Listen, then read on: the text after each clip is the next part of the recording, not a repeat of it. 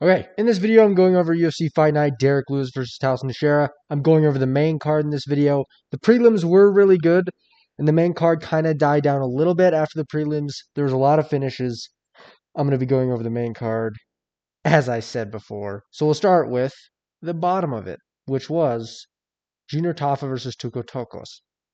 Tuco Tokos. Okay, I went Junior Tafa. I thought he was going to land better shots. Tuco Tokos hasn't won a fight in the UFC ever, and Junior Tafa has. And I kind of thought that meant something, but I guess it doesn't. Also, I thought Junior was going to have more power, and he did, arguably. Junior Tafa had moments on the feet in this fight, but what really showed to be the better strategy was Tuco Tokos' grappling. Junior Tafa has laughably bad takedown defense, and he showed that in this fight.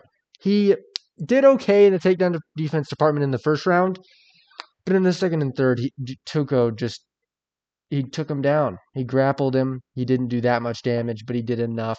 Junior Tafa had like really good starts of rounds. Like he rocked Tuco at the beginning of the second. He started good in the beginning of the first. But at the end of the day, Tuco was able to control him on the ground. And that's pretty much how this fight went. Sadly, because I thought Junior was going to win. And at the end of the day, the Tafa brothers are not that good at all. They were good for like a second. Like Justin Tafa had like a little run there, but now they just suck. And all the Samoans are kind of sucking at this point. Tai Tuivasa terrible. All of a sudden, garbage, even though he dropped Cyril Gahn and then has never won a fight since. Junior Tafa's never going to win a fight again. Justin Tafa might be able to beat the occasional fat guy, but he's going nowhere.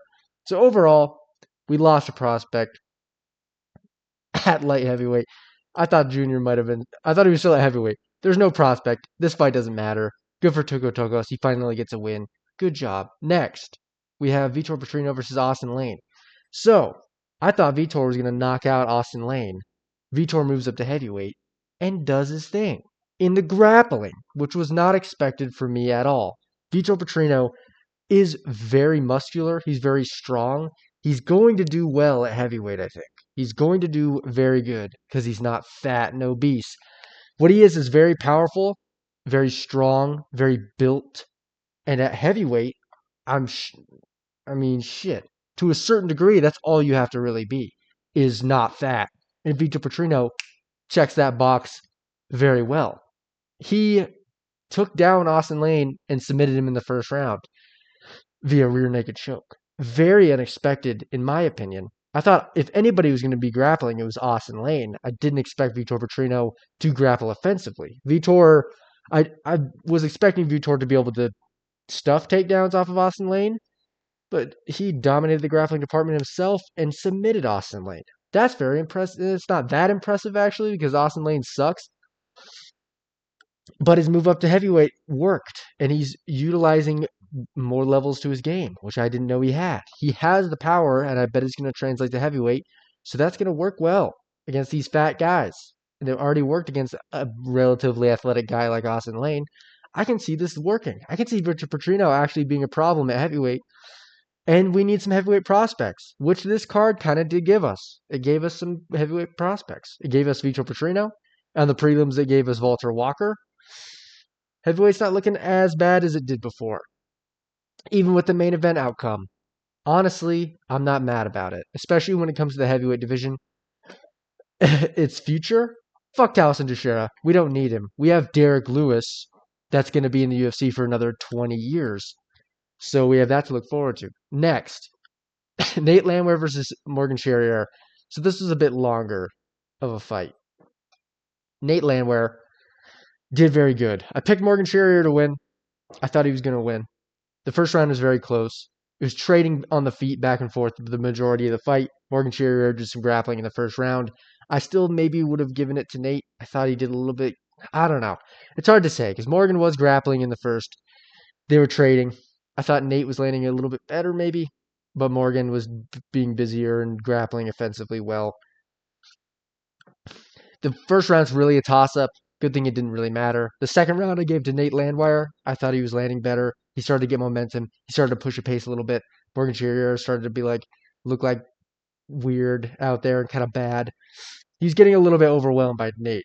But in the third round, Morgan Teixeira comes out and clips Nate Landwehr on the chin and drops him and puts him out. So Morgan gets it done in the third round by knockout. Not exactly what I expected. I expected a decision for Morgan Teixeira, but he knocks out Nate Landwehr, and Nate was looking really good. And Morgan wasn't looking as good as I thought he was going to. So it's good for him. It's good for Morgan that he got away with that. But I don't know if he's going to be doing good against these top guys going forward. I wouldn't say Nate Landwehr is creme de la creme of featherweight. So, but Morgan Teixeira did it. He's pretty good. He got a knockout. He has power. He has technical ability on the feet. You just got to refine it a little bit more. As for Nate, I don't really know what you do with Nate. You keep him and you do some more fun shit, I guess is what you do. But he lost in Tennessee, which is like his hometown, so that really sucks. And he lost by KO. It was a little bit of an early stoppage, I will say. But at the same time, it wasn't that early. It wasn't that bad. I wasn't screaming early stoppage. Maybe if I was going for an 8, I would be, but I don't think it was. I think it was a good stoppage. Morgan kind of got lucky, but he knocked out Nate Landwehr, clipped him on the chin as Nate pulled up his guard, and then put on a random cage hitting for like 10 seconds and then knocked out Nate. So yeah, Morgan Teixeira gets it done. Good for Morgan. He's going to be on the Paris card, I'm sure. He's like one of the only cool French fighters at the moment. So yeah, next. Poor Nate. Calvin Kattar versus Steve Garcia. Speaking of poor. Calvin Kattar is not good anymore at all. At all. Really not at all. Steve Garcia made this look pretty easy. Steve got caught a couple of times, but overall it was Steve Garcia dominating the fight on the feet. He was landing way better shots against Calvin Kattar and was being more busy. Calvin Kattar doesn't have the footwork he used to have. He doesn't have the boxing he used to have. He's old. His ACLs are destroyed. Both of them maybe at this point. It's just sad to see because Calvin was really good. And before the Max Holloway fight and before the ACL tear, he was really fucking clean on the feet. But Steve looked really good. And he was landing really good shots. I thought he was going to KO Calvin Kattar. But Calvin's really tough. He wasn't going to let that slide. He didn't let that slide. Steve rocked him at one point. But overall, it was just 3 rounds of Steve Garcia doing more, landing better. Calvin had moments, but he never really got going. And in the first round especially, he didn't land anything, really. So, Steve Garcia gets this one done by outstriking Calvin Kattar completely clear. I don't think you can knock out Steve Garcia, really, so he might be an issue at featherweight, to be honest, because he looked really good on the feet. I bet you he has good grappling. And he has a really good chin, and I don't see him being stopped. He might be able to outpace a lot of people at maybe not a lot of people. Featherweight's pretty stacked, but I'm excited to see what Steve Garcia can do. He has a fun style for someone that's going to give it back to him. I think if we get into a point where we have a guy that's really going to test Steve Garcia's his chin and his cardio and actually wants to fight, like a real brawl, I think we're going to see a really fun fight out of Steve Garcia as he goes up the rankings. As for Calvin Kattar, I don't really know what you should do. I think you should retire. I think Calvin Kattar's pretty much done, which is sad because he was really good at one point. But after the ACL tear and the damage he's taken, I don't see him ever recovering. So I'm gonna say Calvin should retire. Steve Garcia, look up the rankings. And yeah, kind of a sad one. I like Calvin Kattar.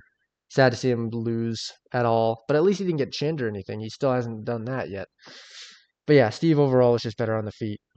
Minimal grappling in this fight. Next, Stephen Thompson versus Gabriel Bonfim. So this was bullshit. This was complete bullshit. Stephen Thompson won this fight.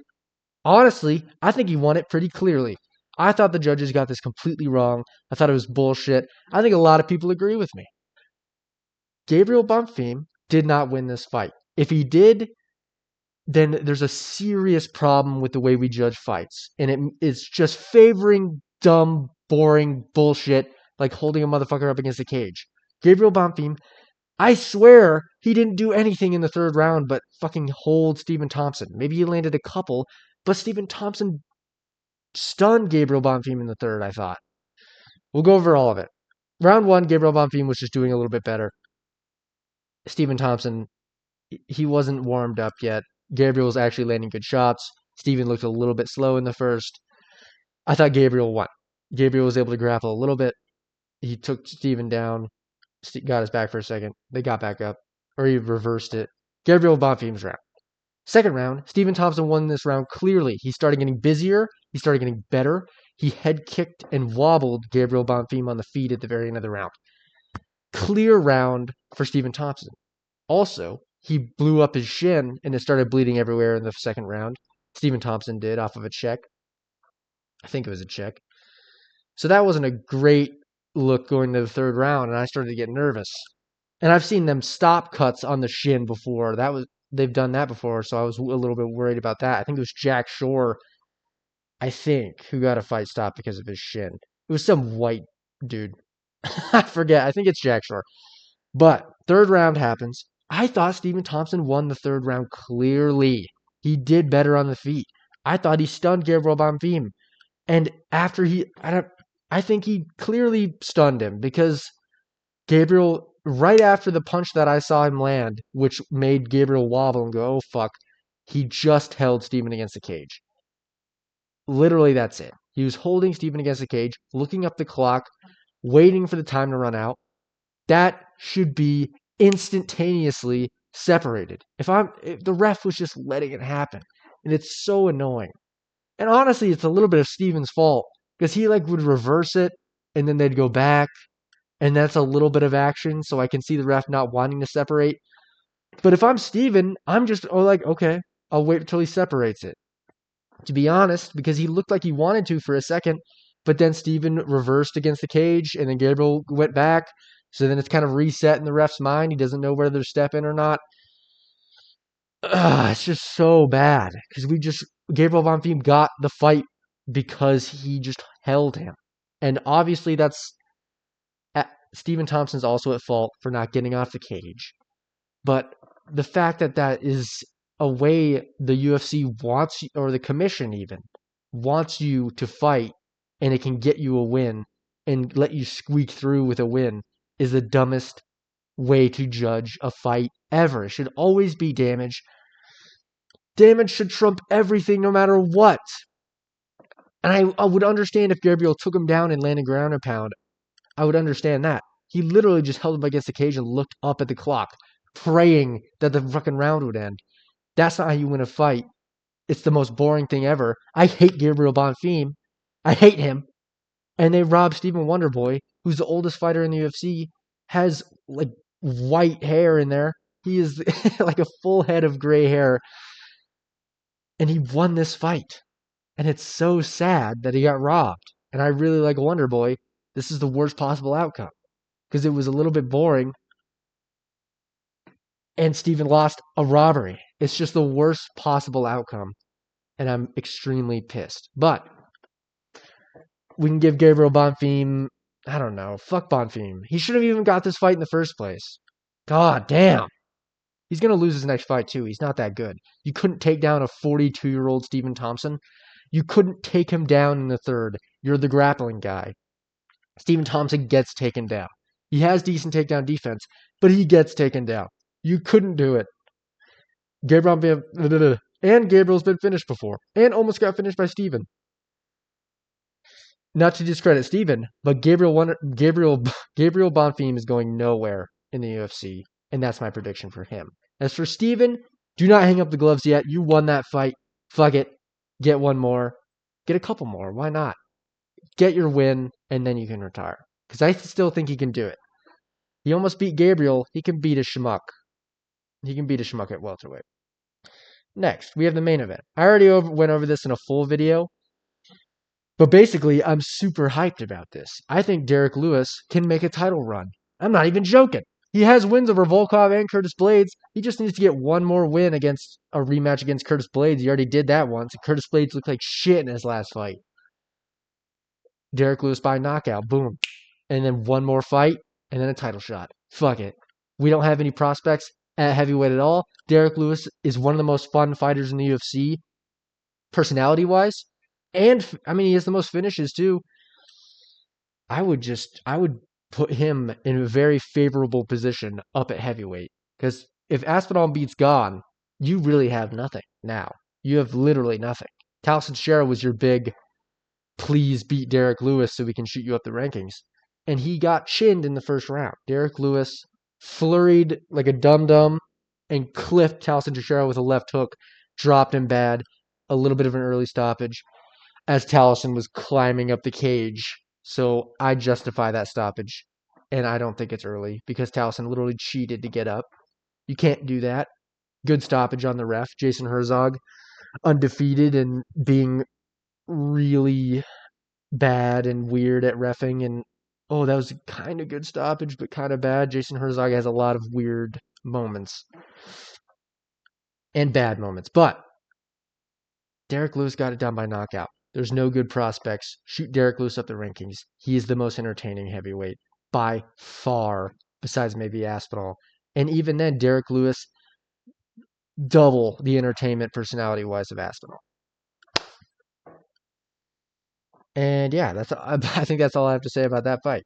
He knocked him out in the first round very easily and then mooned the crowd. Typical Derrick Lewis every other fight performance where he actually does something cool and doesn't just quit. If Derrick Lewis can keep locking in like he's doing, because he cut weight for this fight apparently, he cut like 5 pounds or something for this fight. If he can keep doing what he's doing and get some momentum, he's not too old. He can fluke a fucking knockout against Aspinall, I'm telling you right now. So, I will see you soon. Let me know what you think about that.